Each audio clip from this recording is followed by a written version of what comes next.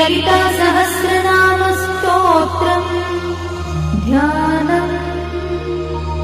अरुणां करुणातरङ्गिताक्षी द्रुतपाशाङ्कुशपुष्पबाणचापाम् अणिमाधिविरावृतां मयूखैः अहमित्येव विभावये भवानी। ध्यायेत् पद्मासनस्थां विकसितवदनां पद्मपत्रायताक्षी हेमाभां पीतवस्त्रां करकलितलसद्देव पद्माम्बराङ्गी सर्वालङ्कारयुक्तां सततमभयदां भक्तनम्रां भवानी।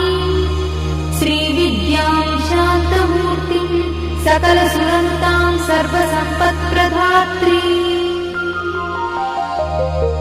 श्रीमाता श्रीमहाराज्ञी श्रीमत्सिंहासनेश्वरी।